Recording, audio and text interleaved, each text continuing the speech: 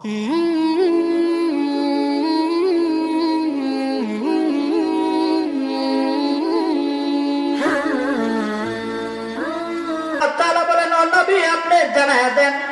যদি আমি আল্লাহকে ভালোবাসতে চাই তাহলে যেন সে আপনার অনুসরণ করে, ফাত্তাবিউনি, আপনার অনুসরণ করে, ইউহিব্বুকুমুল্লাহ, আপনার অনুসরণ করবে তো আমাকে ভালোবাসা হয়ে যাবে, আপনাকে ভালোবাসবে, আমাকে ভালোবাসবে, আমি তার ওয়ায়াগফির লাকুম যুনুবাকুম, আমি তার জীবনের সব গুনাহ মাফ করে দেব। সুবহানাল্লাহ।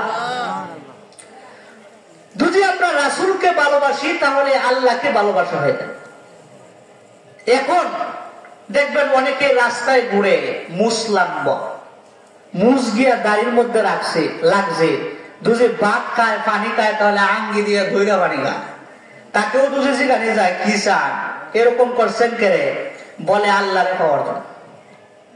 অনেকেই আছে মাথার মধ্যে এরকম চুল রাখছে, বছরে একবারও গোসল করে না, তারেও দুজে জিজ্ঞাসা করেন এরকম রাখছেন কেন, আল্লাহ পাওয়ার জন্য।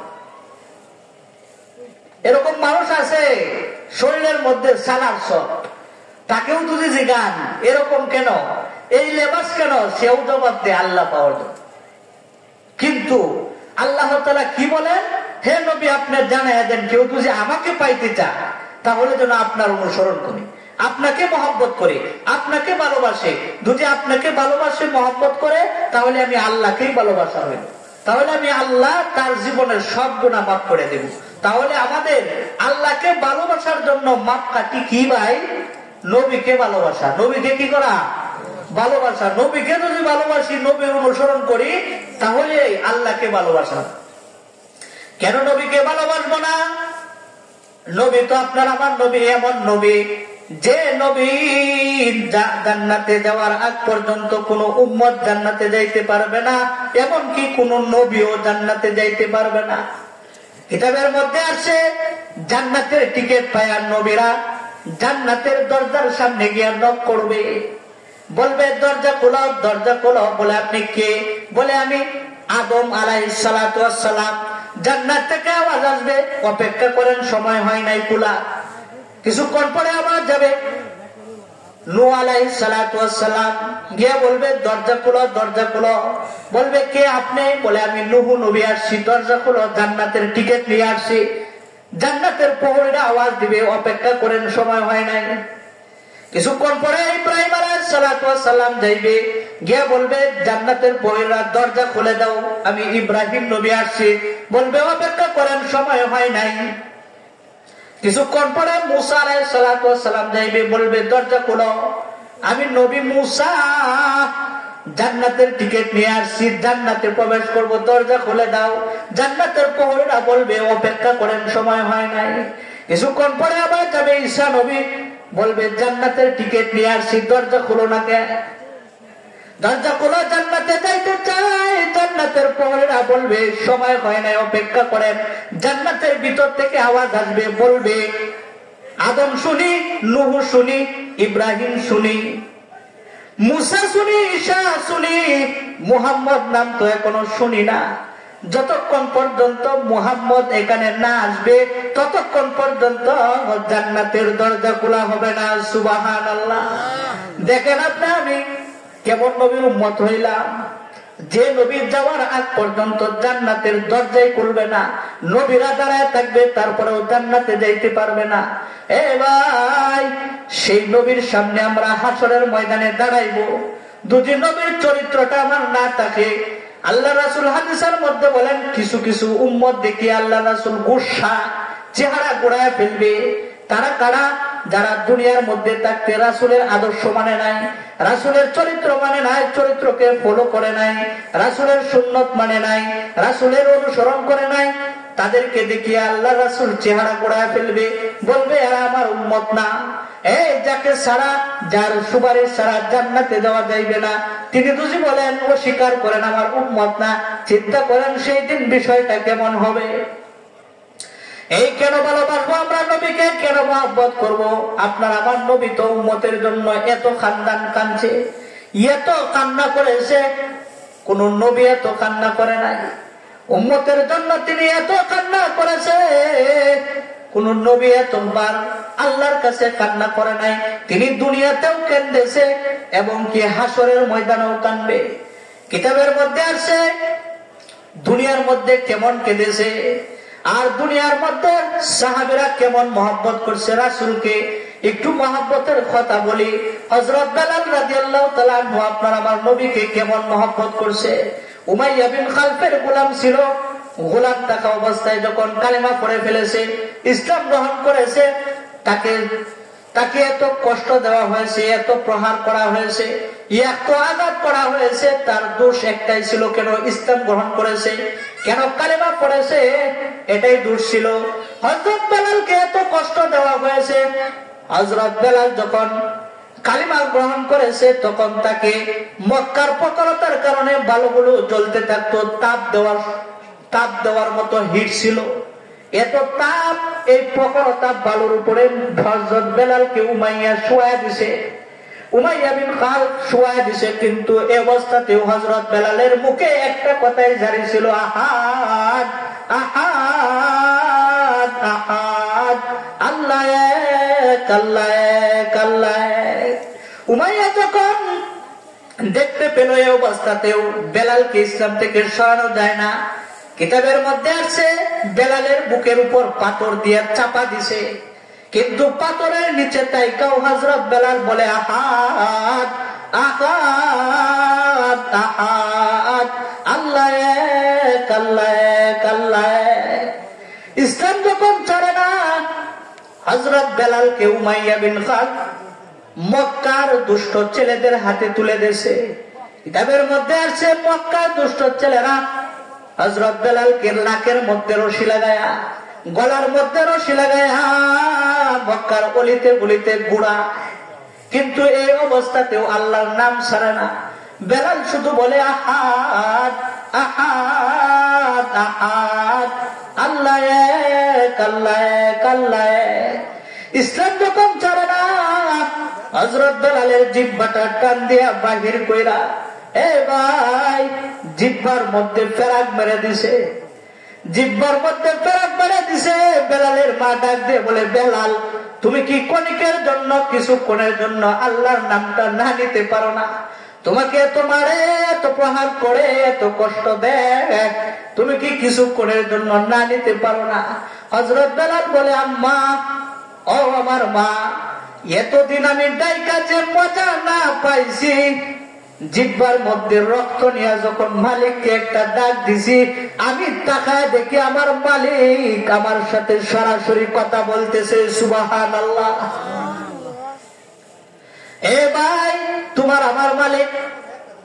হযরত বেলাল যখন এই অবস্থাতেও কালিমা ছাড়ে না, কালিমার মধ্যে অটল, তখন মক্কার বড় বড় লিডার যারা আছে তারা বলে, মুহাম্মাদের সাথে বসতে চাই, কিন্তু গোলামের ঘরের গোলাম বেলালের মতো ব্যক্তি থাকলে আমাদের লজ্জার মধ্যে লাগে, সম্মানের মধ্যে আঘাত লাগে।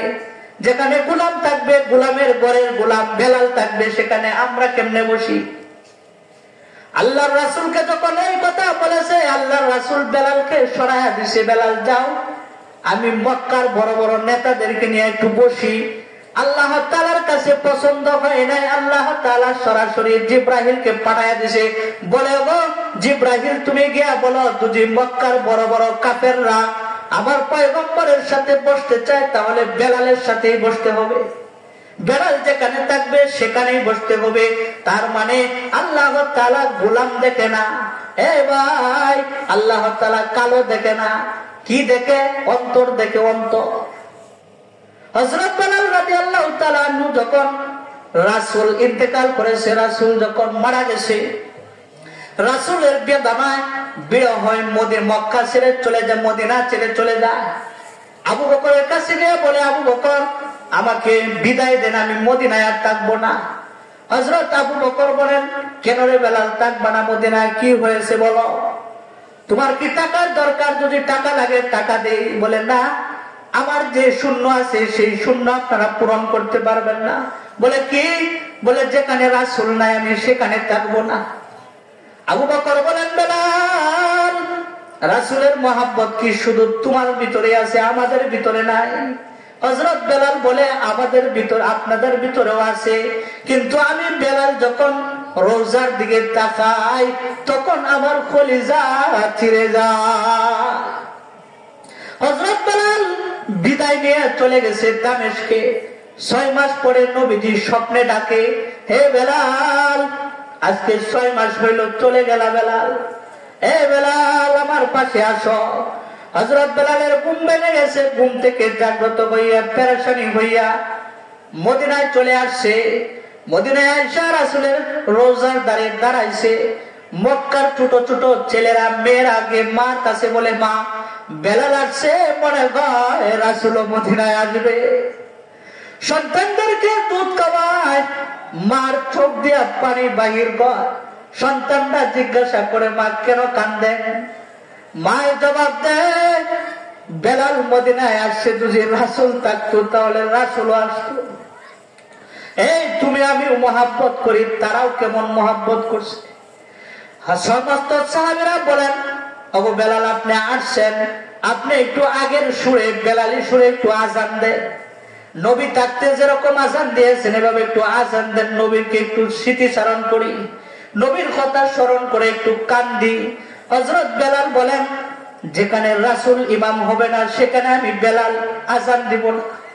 আমি আজান দিলে কি রাসূলকে ইমাম বানাইতে পারবেন? সাহাবীরা বলেন, না এটা তো সম্ভব না, রাসূলকে তো আনা যাবে না। সমস্ত সাহাবীরা ব্যর্থ হইয়া হযরত হাসান হুসাইনের কাছে গেছে, গিয়ে বলে, ও হাসান হুসাইন, বেলালকে বলো একটু আজান দিতে, বেলালকে বলো একটু আজান দেওয়ার জন্য। তোমরা যদি বলো তাহলে বেলাল আর অস্বীকার করবে না। দুইজন সাহাবী হযরত হাসান হুসাইন বেলালের পাশে এসে বসে গেছে। বসে বলেন, ও চাচা বেলাল, নানা থাকতে যেভাবে আজান দিতেন একটু আজান দেন। হযরত বেলাল বলেন, তখন আমি আজান দিতে আমি মানা করেছি, কিন্তু হাসান হুসাইনের চেহারার দিকে তাকায় দেখি নবীর চেহারার মতো দেখা যায়। এখন যদি আজান না দিই তাহলে মদিনাওয়ালা আমার সাথে নারাজ হয়ে যাবে। হযরত বেলাল দাঁড়াইছে আজান দেওয়ার জন্য। এ ভাই, যে নবীর নাতিদের জন্য ঘোড়া হয়েছে, ঘোড়া এত আদর করেছে ঘোড়ার সাহায্যে। বেলাল বলেন, এখন যদি আজান না দেয় তাহলে মদিনাওয়ালা আমার সাথে নারাজ হয়ে যাবে। আজান দেওয়ার জন্য দাঁড়াইছে। বেলাল আজানের ধ্বনি বলতেছে, আল্লাহু আকবার, আল্লাহু আকবার। আজানের ধ্বনি বলতেছে আর কান্নার আওয়াজ বাড়তেছে, কান্নার আওয়াজ বাড়তেছে। আশহাদু আল্লা ইলাহা ইল্লাল্লাহ, আশহাদু আল্লা ইলাহা ইল্লাল্লাহ। কান্না বেড়ে গেছে।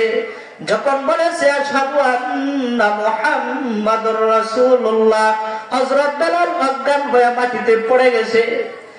সাহাবীরা হুঁশ ফিরার পরে জিজ্ঞাসা, বেলাল কেন অজ্ঞান হয়ে গেছেন, কেন আপনি জ্ঞান হারা হয়ে গেছেন? হযরত বেলাল বলেন, আমি তো আগেই বলেছিলাম আজান দিব না, আমি আজান দিব না আগেই বলেছিলাম।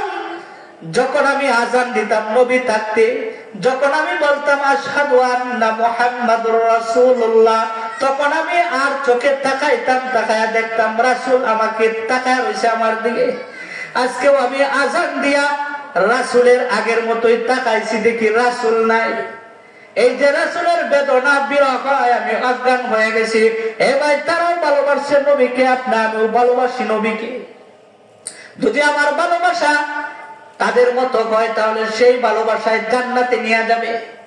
আর যদি তাদের মতো না ভালোবাসতে পারি তাহলে কিন্তু জান্নাতে যাইতে পারবো না। কিতাবের মধ্যে আছে কেমন ভালোবাসছে সাহাবীরা, জান দিয়া দিছে, জান। হযরত হানজালা রাদিয়াল্লাহু তাআলা নতুন বিবাহ করেছেন, নতুন বউ। বাসর রাত্রিতে যখন আল্লাহ রাসূল বিবাহ করানোর পরে রুখসত দিয়ে দিছে, ও হানজালা, তোমার যুদ্ধে যাওয়ার দরকার নাই, নতুন বিয়ে করেছ, বিবির হক আছে, হক আদায় করো। হযরত হানজালা নতুন বিবির সাথে থেকেছে। গোসল করার জন্য পানির কাছে গিয়ে দাঁড়াইছে। কে যেন মদিনার রাস্তা দিয়ে হেলান দিয়ে যায়, আজান দেয়, কুতিলা মুহাম্মদ, মুহাম্মদ নাই রে, মুহাম্মদ নাই। হযরত হানজালা বলেন, সেই কথাটা শুনিয়া পানির মশক পালায়া গেছে, পানির মশক হাত থেকে পড়ে গেছে। হযরত হানজালা একটা দৌড় দিয়া বলে, বিবিরে আমার তরবারিটা দিয়ে, আমার তরবারিটা কই? বিবি বলে, তরবারি দিয়া কি করবেন? আপনার গোসল ফরজ হয়েছে, গোসল করেন। হানজালা জবাব দেয়, বিবি রে আমি কার জন্য গোসল করব? আমার নবী উহুদের ময়দানে নাই। হযরত হানজালা একটা দৌড় দিয়া উহুদের ময়দানে চলে গেছে। কাফেরদের আক্রমণে কাফেরদের সাথে যুদ্ধ করতেছে, করতে করতে করতে করতে এক পর্যায়ে শহীদ হয়ে গেছে।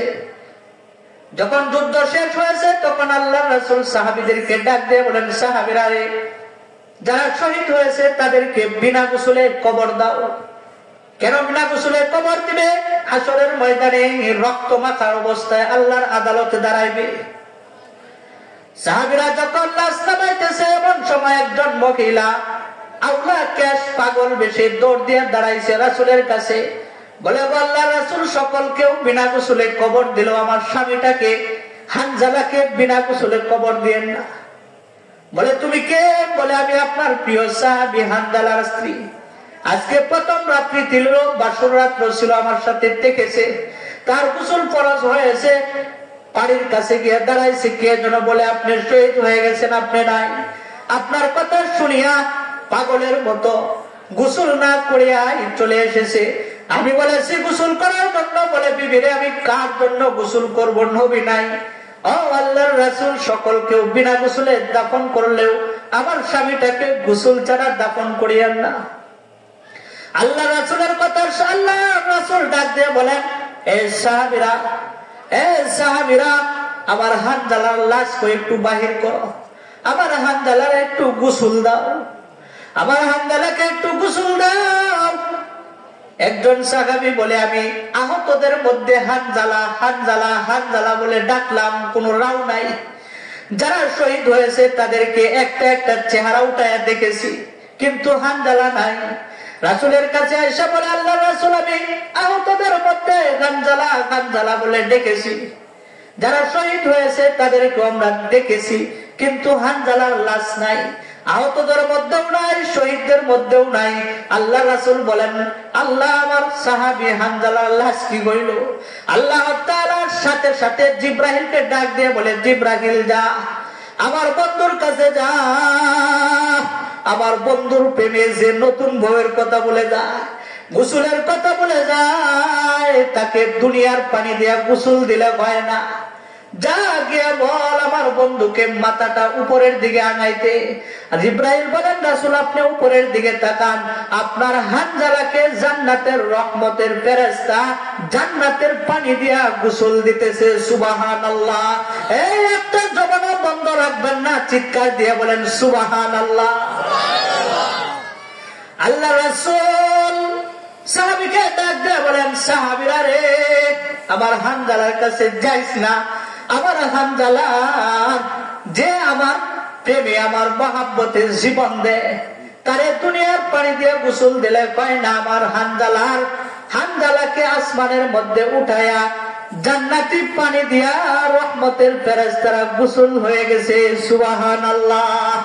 একজন সাহাবী বলেন, কথাটা বাস্তব প্রমাণ করার জন্য হানজালার কাছে গেলাম, গিয়া দেখি চুল ভিজিয়া দাড়ি ভিজিয়া জান্নাতের বরকতি পানি উহুদের মাটি স্পর্শ করতেছে। সুবহানাল্লাহ। এই নবীর জন্য যদি কেউ জীবন দেয় তাহলে দামি হয়ে যায়, দামি হয়ে যায়। তুমি যদি কোন নেতার জন্য জীবন দেও লাভ নাই, কোন নেতা হাসরের ময়দানে তোমার পক্ষ হয়ে দাঁড়াবে না। তুমি যদি কোন দলের কারণে জীবন দাও তাহলে আল্লাহর নামের কসম তুমি হাসরের ময়দানে নবীর শাফায়াত পাবা না। তুমি যদি নেতার জন্য জীবন দাও, দলের জন্য জীবন দাও, তোমার কাছে মার্কার মহব্বত আছে, দলের মহব্বত আছে, নেতার মহব্বত আছে, তোমার আমার কাছে যদি নবীর মহব্বত থাকতো তাহলে 17 কোটি মুসলমানের জমিনে আসাদ নূরের মতো নাস্তিক দাঁড়ায় তোমার আমার নবীকে গাল দিতে পারতো না। ঠিক কিনা বলো? তোমার আমার ভিতরে মহব্বত আছে, কিন্তু কেমন মহব্বত? দুনিয়ার যত ছোট মহব্বত আছে, কাটো মহব্বত আছে, সব চাইতে নিকৃষ্ট মহব্বত নবীর জন্য।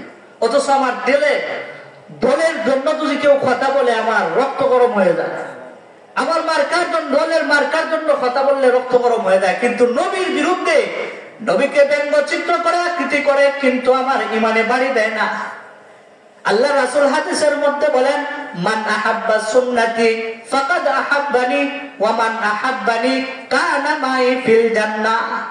যে আমার সুন্নতকে মহব্বত করলো সে আমাকে মহব্বত করলো, আর যে আমাকে মহব্বত করলো সে আমার সাথে জান্নাতে থাকবে। সুবহানাল্লাহ। এইজন্য সাহাবায়ে কেরাম নবীকে এত ভালোবাসে। কেমন ভালোবাসে সাহাবায়ে কেরাম? বললাম হানজালার ঘটনা। দেখেন জান দিয়া দিছে, নতুন বিবিতেও জান দিয়া দিছে। আপনার আমার নবীকে এত মহব্বত করছে। হযরত আবু বকর রাদিয়াল্লাহু তাআলা আনহু কেমন মহব্বত করছে।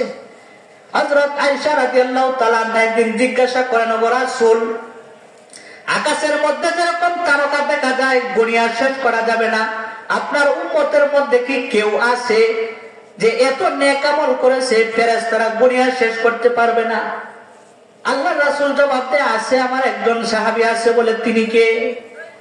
হযরত আয়েশা রাদিয়াল্লাহু তাআলা আনহা মনে মনে ভাবছেন, আমার বাবাই তো হইব আবু বকর। আল্লাহ রাসূল বলেন, আমার সাহাবী উমরের এত নেক আমল, জান্নাত আকাশের মধ্যে যেরকম তারকা গণিয়া শেষ করা যায় না, আমার উমরের নেক আমলও গণিয়া শেষ করা যায় না। হযরত আয়েশা রাদিয়াল্লাহু তাআলা আনহা বলেন, তাহলে কি আমার বাবার নেক আমল নাই? আল্লাহ রাসূল বলেন, তোমার বাবার নেক আমল তো আছে, তোমার বাবার এত নেক আমল। হযরত আবু বকরের নেক আমল, হিজরতের রাত্রির নেক আমল যদি এক পাল্লায় রাখা হয়, উমরের সমস্ত জীবনের নেক আমল যদি আরেক পাল্লায় রাখা হয়, হিজরতের রাত্রির নেক আমলের পাল্লায় বাড়ি হয়ে যাবে। সুবহানাল্লাহ। সেই হিজরতের রাত্রিতে কি হয়েছিল, কি মহব্বত করেছিল রাসূলকে আবু বকর। তবুকের যুদ্ধের সময় আল্লাহ রাসূল চাঁদা চাইছে সাহাবীদের কাছে। আল্লাহ রাসূল বলেন, তোমাদের যা যা আছে দান করো, চাঁদা দাও। উমর বলেন, আবু বকরকে কোনোদিন পিস করতে পারি নাই নেক আমল দ্বারা, কিন্তু আবু বকরের চাইতে আমার ধন সম্পদ বেশি, আজকে আমি বেশি দিব। এই যে একটা সুযোগ আসছে আবু বকরকে পিস করার মতো।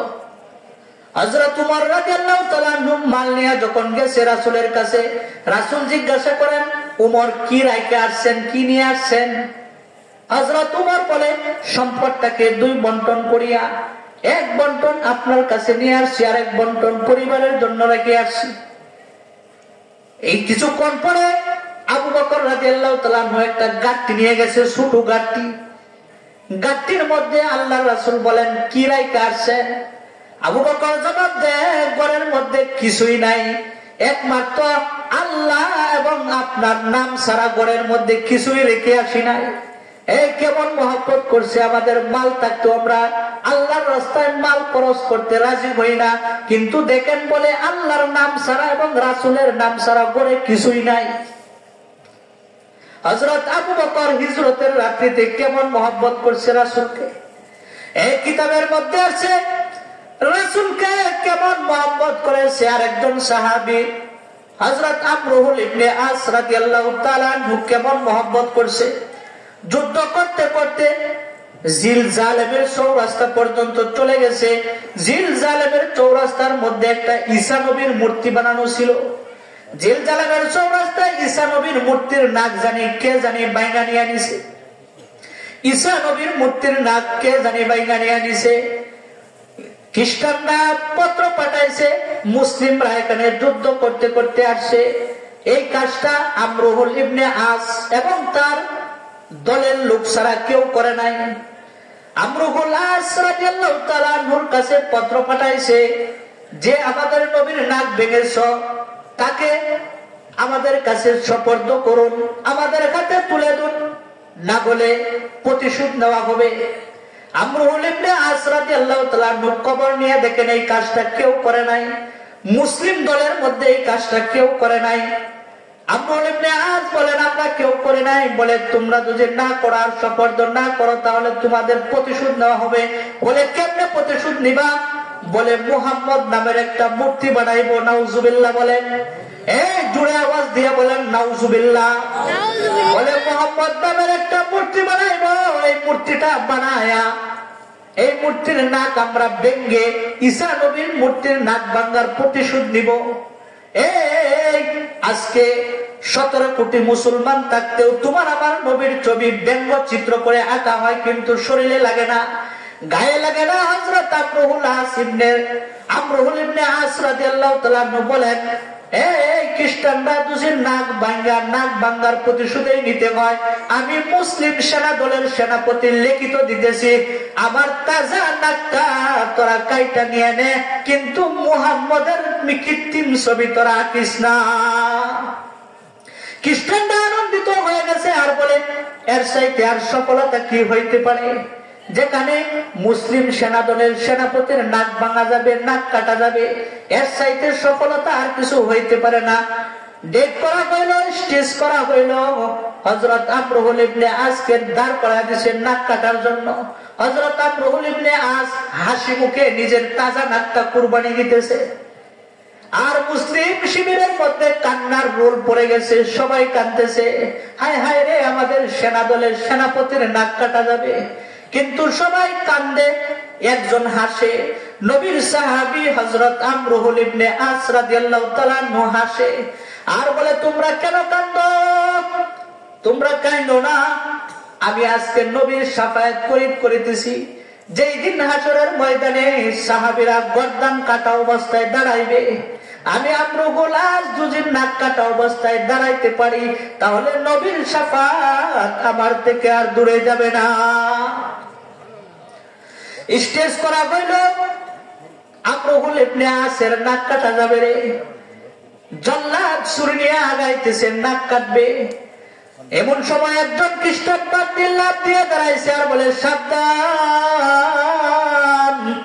মুহাম্মদের আশিকের নাকটা তোরা কাটিস না। এই যে তাকায় দেখ, আমি খ্রিস্টান পাদ্রী হইয়া নিজের হাতের নবীর নাক নিজে ভেঙেছিলাম মুহাম্মদ নামে একটা মূর্তি বানায় বেইজ্জতি করার জন্য, কিন্তু কালিমায় তারা এত অটল, নিজের তাজা নাক দিতে পারে কিন্তু নবীর কৃত্রিম ছবি বানাইতে দিবে না। এমন উম্মত সারা দুনিয়ার মধ্যে আর কাটি উম্মত, দামি উম্মত আর কেউ হতে পারে না।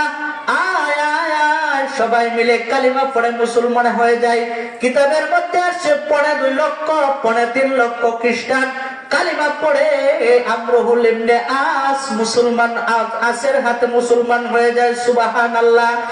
এবং বিনা যুদ্ধে জিলজালেমটা আমরুল ইবনে হাতের কাছে তুলে দেয়। এটা হলো কালিমার অটলতা। কালিমার অটলতা, কেউ যদি কালিমার মধ্যে অটলতা থাকে, তাহলে যখন মৃত্যুবরণ করবে তখন তার কাছে ফেরেশতা নাজিল হবে।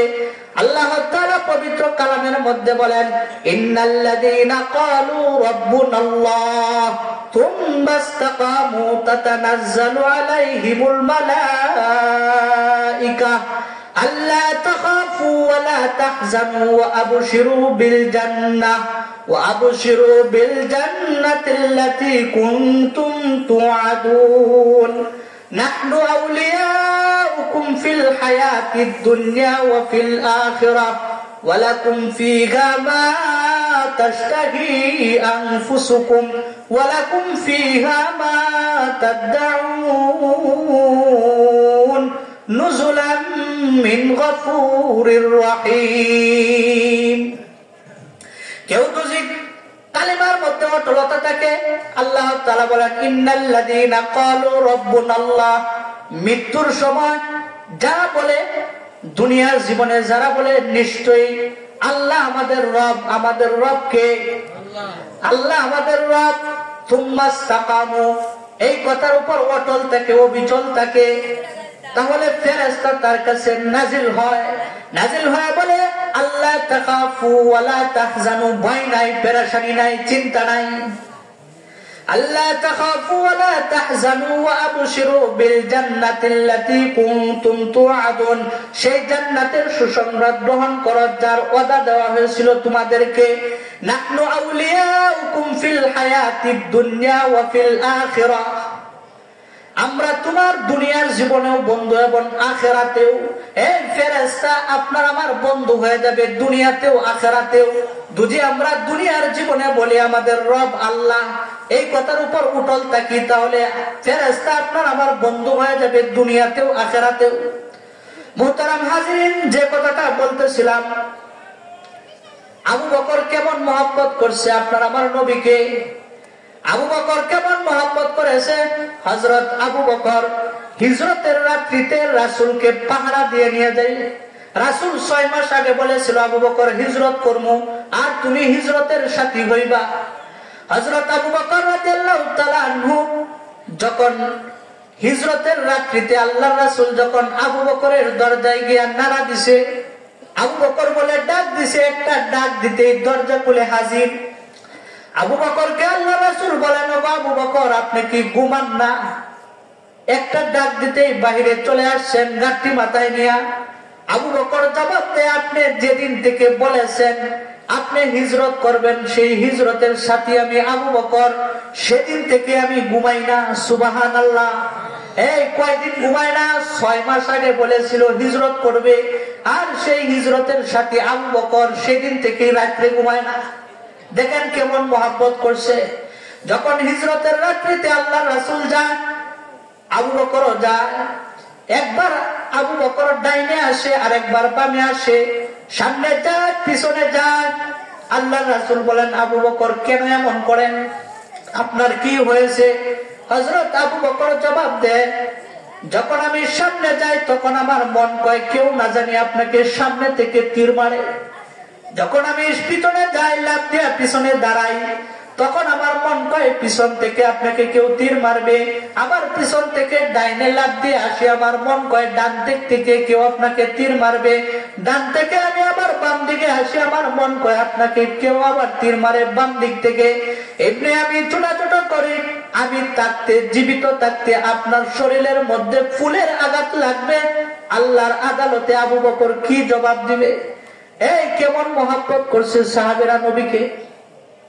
হযরত আবু বকর সরে গুহার মধ্যে গিয়া পৌঁছেছেন।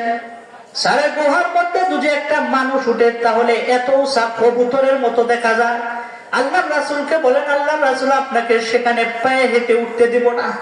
আমি আবু বকর আপনার জন্য পালকি হয়ে গেলাম। আমি আবু বকরের 2টা কাঁধ আপনার জন্য পালকি বানায়া দিলাম। আপনি পালকির মধ্যে চড়েন, আমি আপনাকে উপরে উঠাইব। হযরত আবু বকরকে উপরে উঠাইছে। উপরে উঠে বলে, আল্লাহর রাসূল আপনি একটু এখানে অপেক্ষা করেন, আমি গুহাটা পরিষ্কার করি। গুহাটা পরিষ্কার করে আপনি একটু অপেক্ষা করেন। হযরত আবু বকর গুহার ভিতরে চলে গেছে। গুহার মধ্যে অনেক ছিদ্র ছিল, গর্ত ছিল। আবু বকরের মাথার পাগড়ি চিরিয়া চিরিয়া প্রত্যেকটা গর্ত বন্ধ করেছে, কিন্তু একটা গর্ত বাকি আছে বন্ধ করার মতো। আবু বকরের মতো কাপড় নাই। আবু বকরের কাপড় নাই, একটা গর্তের মধ্যে নিজের পাও দিয়া রাখছে। আল্লাহর রাসূলকে ডাক দিয়ে, আল্লাহর রাসূল গো বিছানা তৈরি আছে, একটু আরাম করেন আয়েশা। আল্লাহর রাসূলকে আবু বকরের উরাত রানটা বালিশ বানায়া দিয়েছে। বলে, আল্লাহর রাসূল এটা আপনার বালিশ, আপনি ঘুমান। আল্লাহর রাসূল ঘুমাইতেছে। আবু বকরের 1 নাম্বার আমল যেটা রাসূলের চেহারা দেখা। আল্লাহর রাসূলের চেহারা হযরত আবু বকর শুয়ে শুয়ে বৈশা বৈশা দেখতেছে, কিন্তু এই দিক দিয়া সাপে গর্তের মধ্যে কামড়াইতেছে। হযরত আবু বকরকে পায়ের মধ্যে আঘাত করতেছে, কামড়াইতেছে। আবু বকর বিষ সহ্য করতে না পেরে চোখ দিয়ে পানি বাইর হইতেছে। পানির ফোঁটা যখন রাসূলের চেহারার মধ্যে পড়ে গেছে, রাসূলের ঘুম ভেঙে গেছে। রাসূল বলেন, আবু বকর আপনি কেন কাঁদেন? আবু বকর বলে, আমাকে সাপে কামড়াইতেছে। আল্লাহর রাসূল বলেন, কই পাও? কোথায় কামড়ায়? বলে, পায়ের মধ্যে কামড়া। আল্লাহর রাসূলের মুখের লালা আবু বকরের পায়ের মধ্যে লাগায়া দিছে, সাথে সাথে সাপের বিষ পানি হয়ে গেছে। সুবহানাল্লাহ। এই গর্তের থেকে একটা বড় ধরনের সাপ বাহির হয়ে আসছে। আয়েশা বলেন, আল্লাহর রাসূলকে সালাম দিতেছে। আল্লাহর রাসূল ধমক দিয়ে বলে, জালেম কুতাগার, আমার আবু বকরকে কামড় দিছো কেন? এই আপনার আমার নবীকে কিন্তু সাপেও মহব্বত করেছে, আপনার আমার নবীকে কিন্তু উটেও মহব্বত করেছে। আপনার আমার নবী কিন্তু সমস্ত মাখলুকাতের নবী, যত কিছু প্রাণী আছে সবকিছুর নবী হইল আপনার আমার নবী। আপনার আমার নবীকে সালাম দিয়ে সাপে বলে, সাপকে আল্লাহ রাসূল ধমক দিয়ে বলে, জালেম, আমার আবু বকরকে কামড় দিছো কেন? সাপের জবান খুলে গেছে। সাপ ডাক দিয়ে বলে, তাওরাতের দোষ দিয়া 100 বছর পূর্বে আমি যাইতেছিলাম আর শুনেছিলাম আপনি এই গুহা হইয়া হিজরত করবেন। যেদিন থেকে আমি শুনেছি এই গুহার মধ্যে আমি খায়া না খায়া থাকি, এই কায়া না খায়া থাকি, আর কত দরজা বানায় রাখছি যেখান দিক দিয়ে কাছে হয় আপনাকে বাহির হয়ে দেখবো, কিন্তু আপনার আবু বকর আমাকে দেখতে দেয় না, এই জন্য আমি কামড় দিছি। আল্লাহর রাসূল গো, আপনি আমাকে মাফ করে দেন। এই তারাও কেমন মহব্বত করেছে নবীকে, আপনি আমরাও কেমন করি। এ ভাই, সময় অনেক হয়ে গেছে, অনেকে ঘুমাইতেছে। মুহতারাম হাজিরিন, আমরা যদি আল্লাহর রাসূলকে মহব্বত করি, আল্লাহ তাআলা আয়াতের মধ্যে বলেন, কুল ইন কুনতুম তুহিব্বুনাল্লাহা ফাত্তাবিউনি ইউহিব্বুকুমুল্লাহ ওয়া ইয়াগফির লাকুম যুনুবাকুম ওয়াল্লাহু গফুরুর রহিম।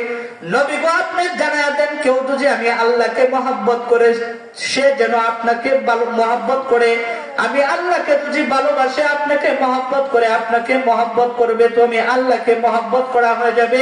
ইয়াগফির লাকুম যুনুবাকুম, আমি আল্লাহ তার জীবনের সব গুনাহ মাফ করে দেব। সুবহানাল্লাহ। আমরা সবাই রাসূলকে মহব্বত করতে রাজি আছি তো? সবাই দুই হাত তুলে দেখান। আল্লাহ তাআলা সকলকে কবুল করুক। তো মুহতারাম হাজিরিন, এই মাহফিলটা পারিবারিক মাহফিল। এই মাহফিলটা কিন্তু পারিবারিক মাহফিল, বাড়ির মধ্যে মাহফিল। মহিলাদের সম্পর্কে একটা হাদিস বলি, যখন মেরাজের রাত্রিতে আল্লাহ রাসূল মেরাজ করেন, তখন আল্লাহ রাসূল মহিলাদেরকে, বেশি সংখ্যক মহিলাকে আযাব দিতে দেখেছেন। আল্লাহ রাসূল বলেন, মহিলারা যারা আছেন সবাই শুনেন। আল্লাহ রাসূল বলেন, আমি একজন মহিলাকে দেখেছি জিহ্বার মধ্যে বসি লাগায়া, বসি চিনেন? জিহ্বার মধ্যে বসি লাগায়া, জিহ্বাটার মধ্যে বসি লাগায়া জিহ্বার মধ্যে ঝুলায় রাখছে, সমস্ত শরীরটা জিহ্বার মধ্যে ঝুলানো। আল্লাহ রাসূল বলেন, আরেকটা মহিলাকে আমি দেখেছি শাস্তি দিতে চুলের মধ্যে ঝুলায় রাখছে। বলেন, দুটোটার শাস্তি ভয়ঙ্কর না? দুটোটা শাস্তি কি ভয়ঙ্কর না? জিহ্বার মধ্যে তুজি একটা মানুষকে ঝুলায় রাখে বসি লাগায়া, কিরকম ভয়ঙ্কর। চুলের মধ্যে তুজি একটা মহিলাকে ঝুলায় রাখা হয়, কিরকম আযাব।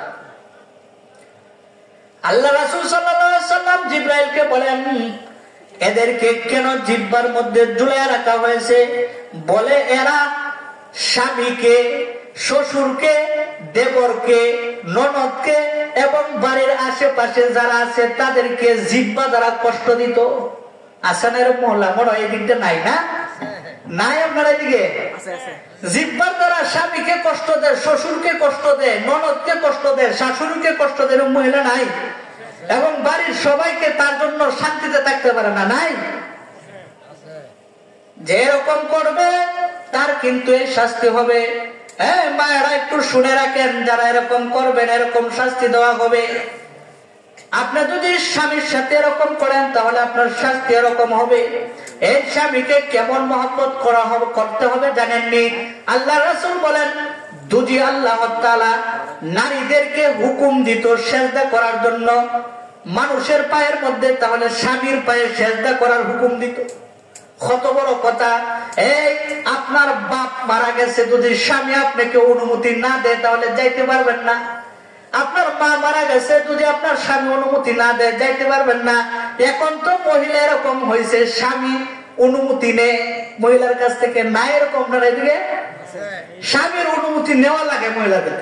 মহিলারা কেউ রাগ করেন না, পারিবারিক সভা বাড়ির মধ্যে, এই জন্য বলতেছি। যদি আপনি স্বামীকে মহব্বত করেন, ভালোবাসেন, তাহলে আল্লাহ তাআলা খুশি হয়ে যাবে। এই রাসূলকে কিরকম ভালোবাসছে হযরত আয়েশা। হযরত আয়েশা রাদিয়াল্লাহু তাআলা আনহা কেমন ভালোবাসছে রাসূলকে। এই কথা বলেন না, কিছু সমস্যা। রাসূলকে কেমন ভালোবাসছে হযরত আয়েশা রাদিয়াল্লাহু তাআলা আনহা। একদিন আল্লাহর রাসূল গোসল করতেছে জলচকির মধ্যে বসা। রাসূল পানি ডালে সাদা, কিন্তু পানি দেয় লাল হইয়া। আয়েশাকে জিজ্ঞাসা, আয়েশা কেন গো আমি পানি সাদা ডাকি, ডালি লাল হয় কেন? বলে, আল্লাহর রাসূল গো, আমার একটা পায়ের আঙ্গুল জলচকির পায়ের নিচে পড়েছে, আপনার বরে আমার পাটা আঙ্গুলটা চেটকে গেছে, রক্ত বাইর হইতেছে। আল্লাহর রাসূল বলেন, আয়েশা কেন তুমি আমাকে আগে বলো নাই? বলে আল্লাহ রাসূল, আপনাকে আমি এত মহব্বত করি, এত ভালোবাসি, আমি আয়েশা আপনাকে বসার থেকে উঠাইবো, আমার কলিজার মধ্যেও যদি জলচকি আপনার আঘাত লাগতো, কলিজাও যদি টুকরা টুকরা হয়ে যাইতো, তারপরেও আমি আপনাকে বসার থেকে উঠাইতে পারতাম না। কেমন মহব্বত করতো স্বামীকে, আপনার আমার নবীকে কেমন মহব্বত করতো। আর স্বামীরাও যারা আছেন, আপনারাও স্ত্রীদেরকে মহব্বত করবেন, স্ত্রীদের কাজের মধ্যে সহযোগিতা করবেন। আর স্ত্রীরা এখন স্বামীরা স্ত্রীদেরকে এরকম বানাইছে, কামলি বানাইছে, কামলি। নিজের বউকে কামলি বানায়া রাস্তাতে তুমি যাই তাহলে এর দিকে তাকায় দেয়, আহ কি সুন্দর, ঘরের মধ্যে একটা আনলাম, কি আনলাম এটা, আরে তুমি তো কামলি বানায় রাখছো, এজন্য ভালো লাগে না, তুমি তো সারাদিন কাজ করাও। এজন্য স্বামীরা যারা আছেন স্ত্রীদেরকে মহব্বত করবে। আল্লাহ রাসূল মহব্বত করতো। আল্লাহ রাসূল কি করতো? মহব্বত করতো। যখন ঘরের মধ্যে কাজ করতো তখন আল্লাহ রাসূলও কাজের সাথে শরীক হইতো, প্রত্যেকটা কাজের সাথে শরীক হয়েছে। এই জন্য আমরা স্বামী স্ত্রী মহব্বত নিয়ে চলবো।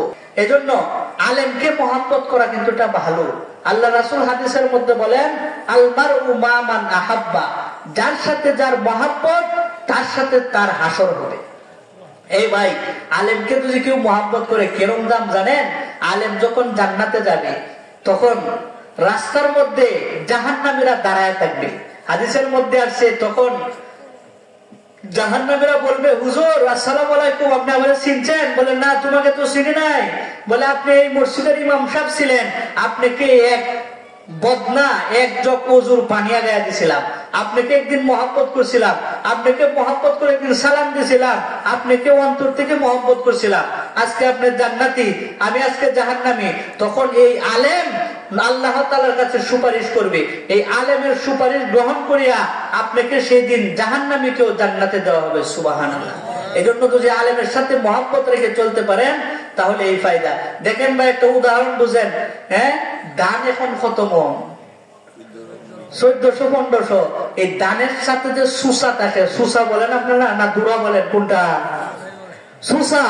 এই সুসা যদি ধানের সাথে টাইকা 1400 টাকা মন হইতে পারে, আপনি নামাজ পড়েন না অথবা আলেমকে মহব্বত করেন, আলেমকে মহব্বত করার কারণে সেই দিন আলেমের সাথে জান্নাতে চলে যাবেন। সুবহানাল্লাহ।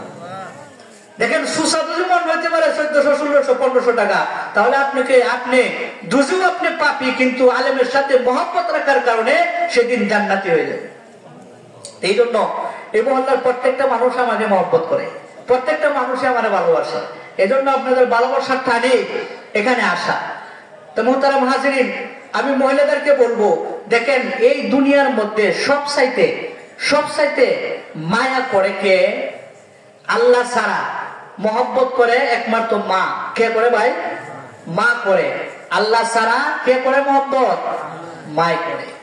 এখন আমি আপনাদের কাছে প্রশ্ন, এই মা এত মহব্বত করে, কিন্তু আপনার আমার আল্লাহ প্রত্যেকটা বান্দাকে যখন গুনাহ করে তখন তাকায় থাকে আর ডাকতে থাকে। কি বলে ডাকে? ইয়া আইয়ুহাল ইনসান মা গাররাকা বিরাব্বিকাল কারীম। প্রত্যেকটা মানুষ যখন গুনাহ করতে যায় তখন আল্লাহ তাআলা ডাকে, এই তুমি তোমার সন্তানের কাছে গুনাহ করলে লজ্জা লাগে? তোমার মা যদি তাকায় তাকে মার সামনে গুনাহ করতে লজ্জা লাগে? তুমি তোমার বাবার সামনে দাঁড়ায় গুনাহ করতে লজ্জা লাগে? তুমি তোমার ছোট সন্তানের সামনে দাঁড়ায়ও কিন্তু গুনাহ করো না। এই তুমি যখন গুনাহ করতে যাও তোমার মালিক শুধু তাকায় থাকে তা না, তোমার মালিক তোমার ডাকে। কি বলে ডাকে? ইয়া আইয়ুহাল ইনসান মা গাররাকা বিরাব্বিকাল কারীম। কারীম বলা হয় এমন শব্দকে যে শব্দটা না চাইতেই দেওয়া হয়। এরকম রবকে বলা হয় যে না চাইতেই দেয়। আমি কি হাতটা মালিকের কাছে চাইছি ভাই? বলেন, কোনদিন চাইছি দুটা হাত আল্লাহর কাছে? মালিক দিছে। কে দিছে? আল্লাহ দিছে। আমি কি দুটা চোখ আল্লাহর কাছে কোনদিন চাইছি? না চাইতে কে দিছে? আল্লাহ দিছে। আমি কি দুটা পাও কোনদিন আল্লাহর কাছে চাইছি? কে দিছে? আল্লাহ দিছে। না চাইতেই দিছে। কারীম বলা হয় ওরকম রবকে যিনি না চাইতেই। এখন আসেন যে কথাটা বলতেছিলাম, দুনিয়ার মধ্যে সবচাইতে মহব্বত করে আল্লাহ ছাড়া মা। মা আপনাকে এত মহব্বত করে, এই জন্য তো মাসলা যে দুনিয়ার মধ্যে যদি কোনো সন্তান মারা যায় তাহলে মা কবরের মধ্যে, পিতা কবরের মধ্যে নামতেও পারে, লাশ রাখতেও পারে, কিন্তু মার কবরের মধ্যে যাওয়া নিষেধ। কেন জানেন? বাবা তো সন্তানকে কবরের মধ্যে রাখা ওইটা চলে আসে, মার মনের মধ্যে এত মায়া, মাও নিজেও সন্তানের সাথে লাশ হয়ে চলে যাবে, লাশ হয়ে শুয়ে পড়বে আর বলবে আমি সন্তানের সাথেই থাকবো। এজন্য মার কলিজার মধ্যে এত মায়া দিছে আল্লাহ। এখন আমার প্রশ্ন, এই মা শুধু খালি আপনাদেরকে 10 মাস অথবা 9 মাস পেটের মধ্যে রাখছে, কোন হাত কি মায় দিছে? এই ভাই, হাত মা দিছে, পাও মা দিছে, চক্ষু মা দিছে, কান মা দিছে, শরীরে কোন অঙ্গ প্রত্যঙ্গ মা বানাইছে? মা বুঝি খালি বারাটিয়ার মতো পেটের মধ্যে রাইকা এত মায়া হয়? তাহলে আপনার আমার মালিক, যে মালিকে হাত দিছে, পা দিছে, সব দিছে, সেই মালিকের কত মায়া। তুমি আমি যখন গুনাহ করতে যাই তখন এই মালিক ডাকতে থাকে, হে বান্দা, হে বান্দা, এই চোখ দিয়া নায়ক নায়িকা দেখোস, এই চোখ দিয়া সিনেমা দেখোস, এই চোখ দিয়া বেপরদা মহিলা দেখোস, এই চোখ তো আমি দিছি, এই চোখ তো আমি নাফরমানি করার জন্য দিই নাই। এই জন্য আজকের থেকে আমরা সবাই যখন গুনাহ করতে যাই তখন সবাই ভাববো যে আমার একজন মালিক আছে, সেই মালিক আমাকে শুধু দেখে না, ডাকতেছে। কি বলে ডাকে? ইয়া আইয়ুহাল ইনসান মা গাররাকা বিরাব্বিকাল কারীম। এ বান্দা, কই যাস? তোরা কোন জিনিসে দুখায় ফেললা? কে তোরা দুখায় ফেললা? কোন জিনিস পাই আমারে বলে গেলি? এটা যদি আমরা চিন্তা করি তাহলে আর গুনাহ করব না। মোহতারাম হাজিরিন, তো মহিলারা তো যে আমরা সন্তানকে মানুষ বানাইতে চাই, হাফেজ বানাইতে চাই, আলেম বানাইতে চাই, তাহলে আমি নিজে আগে নামাজি হতে হবে, আমি নিজে আগে পর্দা করতে হবে, আমি নিজে আগে আল্লাহকে চিনতে হবে। তারপরে যদি আমি দোয়া করি আল্লাহর কাছে, আল্লাহ তাআলা দোয়া কবুল করবে। আর আমি নিজেই নামাজ পড়ি না, নিজেই পর্দা করি না, নিজেই ইসলামের দাঁড় না, আর মনে মনে নিয়ত করে আমার সন্তানকে হাফেজ বানাইবো, আমার সন্তানকে আলেম বানাইবো। ভাই, আলেম হওয়া সহজ না, হাফেজ বানানো সহজ না, এটা আল্লাহর দান জিনিস। সকলে চায় যে আমি মরে যাওয়ার পরে আমার সন্তানটা আমার জানাজা করবে, চায় না ভাই? সকলে চায়, কিন্তু আল্লাহ কবুল করে না।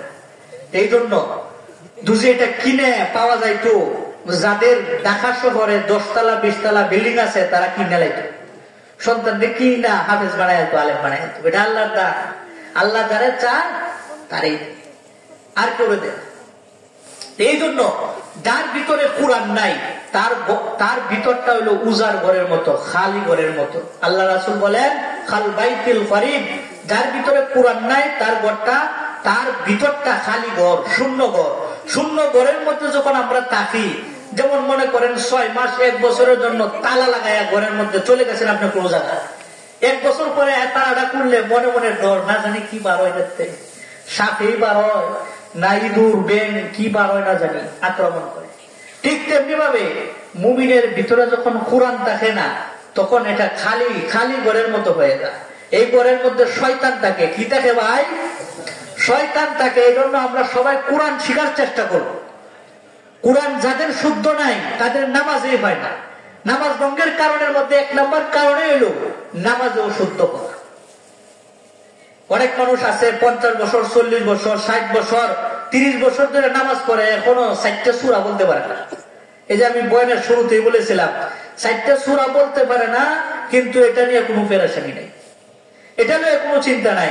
অথচ আমি দুনিয়ার মধ্যে 1% জমি কিনলে যে জানে মাঠ খরচা সম্পর্কে বুঝে, আর ওর সিরিয়াস বুঝে, তার কাছে আমি যতক্ষণ বুঝে না আসে ততক্ষণ আসা যাওয়া করি। কিন্তু আমি জান্নাতের মালিক হইব যে নামাজের দ্বারা, সেই নামাজ পড়ে আমার সূরা কেরাত ঠিক নাই। এই সূরা কেরাত শিখার জন্য জানলেওয়ালার কাছে কয়বার গেছি বলেন? গেছি কোনো সময় যায় নাই। অথচ যদি বাংলা পড়ে কিছু শিখি তাহলে আরো আলেম রে হুজুর ভুল ধরার চেষ্টা করি, জানার চেষ্টা নাই, মেহনত নাই। এই জন্য মুহতারাম হাজিরিন, মহিলাদেরকে বলবো স্বামীদেরকে ভালোবাসবেন, আল্লাহ তাআলাও ভালোবাসবে, আপনাদেরকে ভালোবাসবে।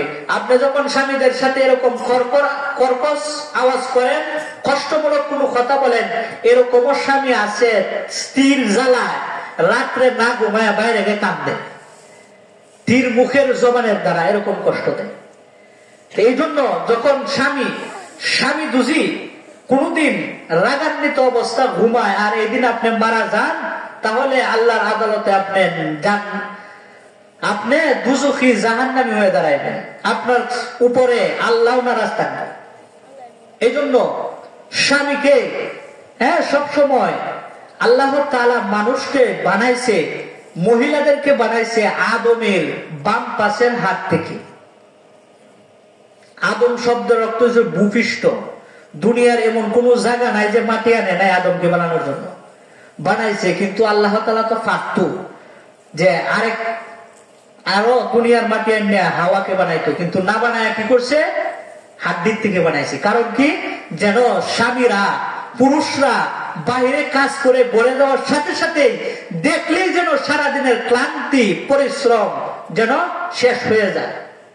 এই জন্য মহব্বত করে বানাইছে। এই জন্য আমরা এরকম কোন কর্কশ আওয়াজ বলবো না, কথা বলবো না যে আমার স্বামী কষ্ট হয়। আর স্বামীরাও বিবির সাথে অনর্থক রাগ দেখাবো না, অনর্থক নির্যাতন করব না। অনেক স্বামী এরকমও আছে, মহিলারা বলবে খালি আমাদেরকে বলতেছে, পুরুষদেরকে বলে নাই। এরকমও পুরুষ আছে অযথাই মহিলাদেরকে মারধর করে, অযথাই কষ্ট দেয়। আপনারাও মহিলাদেরকে ভালোবাসবেন। আল্লাহ রাসূল ভালোবাসছে, প্রত্যেকটা বিবিকে আল্লাহ রাসূল ভালোবাসছে, মহব্বত করছে। এই জন্য আপনারা সবাইকে ভালোবাসার জন্য, মহব্বত করার জন্য রাজি আছেন না? ইনশাআল্লাহ বলে। এখন মুনাজাত করব। মুনাজাতের পূর্বে আমি আর একটা কথা বলি, আমি যত ধরনের গুনাহ করছি, সব ধরনের গুনাহ আল্লাহর কাছে মাপ চাইলে আল্লাহ মাপ করে দেয়। এক সাহাবী আল্লাহ রাসূলের কাছে গিয়ে বলেন, আল্লাহ রাসূল, আমি মানুষ খুন করেছি, 100 খুন করেছি, আমার কি কমা আছে? আল্লাহ রাসূল বলেন, তোমার গুনাহ যত বড়, আল্লাহর রহমত তার চাইতে আরো বড়। আল্লাহর রাসূলের আরেক সাহাবী নাম ছিল দাহিয়াতুল কলবি। মনে হয় আপনারা অনেক শুনছেন ঘটনা। দাহিয়াতুল কলবি এরকম ছিল, এক সময় ব্যবসা করার জন্য দেশ থেকে আরেক দেশে চলে যাইত। যখন চলে যায় তখন তার স্ত্রীর পেটের ভিতরে সন্তান রাইখা যায়। বিবিকে বলে যায়, আমি আসার আগে যদি সন্তান হয় তাহলে মেয়ে হইলে জীবন্ত মাটি দিবা, আর যদি ছেলে হয় তাহলে রাইখা দিবা। কিতাবের মধ্যে আছে, যখন দাহিয়াতুল কলবি ব্যবসা করার জন্য চলে গেছে, দাহিয়াতুল কলবির গর্ভে, তার স্ত্রীর গর্ভে মেয়ে সন্তান জন্ম নিয়েছে। সন্তানটা এত বড় হয়ে গেছে, এত সুন্দর হয়েছে, মার মনে মহব্বত, কতক্ষণ আগে বলেছি, মার মনে এত মহব্বত আল্লাহ তাআলা দিছে, এত মায়া দিছে। মা কিন্তু নিজের হাতে জীবন্ত মেয়েটাকে দাফন করতে চায় না। এত সুন্দর হয়েছে, মা সুন্দরী দেখিয়া নাম রাখছে জামিলা। জামিলার নাম রাখছে। নাম রাখার পরে যখন ব্যবসার থেকে আসছে, ব্যবসাতে আসার আগে আল্লাহ রাসূলের সাহাবী এই মহিলাকে তার মেয়ের খেদমত, স্বামীকে খেদমত করতে পারে, মেয়েটাকে খেদমত করার উপযুক্ত বানাইছে। যে তোমার বাবা যখন আসবে ব্যবসার থেকে, পানি আগা দিবা, সবকিছু করবা, যদি মহব্বত করো আর মহব্বত লেগে যায় তাহলে মারবে না। যে স্বামীটা স্বামীর জন্য এত কিছু করেছে, যে মেয়েটা কিতাবের মধ্যে আসছে, যখন দাহিয়াতুল কলবি বাড়িতে আসছে, 4 বছরের বয়স হয়ে গেছে।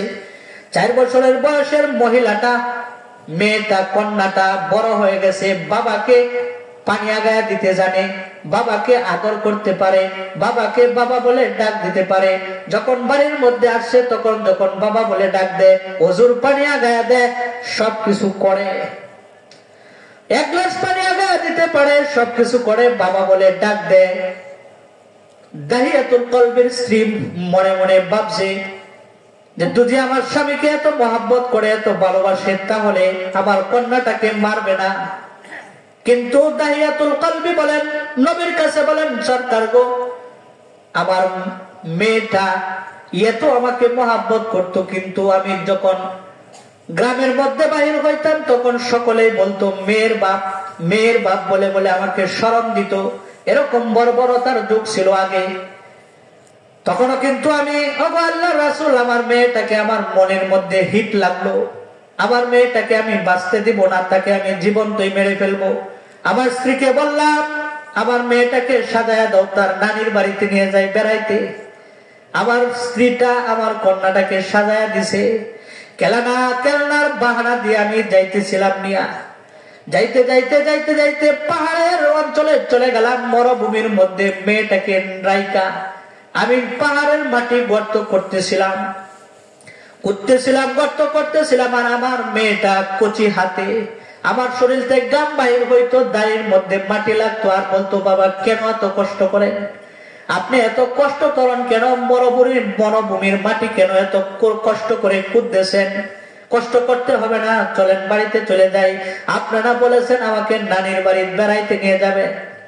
ওগো সরকার, আমি এত পাষাণ, আমি এত জালেম, আমি এত গুনাহ করেছি, আমি তারপরেও আমার মেয়েটাকে বাঁচতে দেই নাই।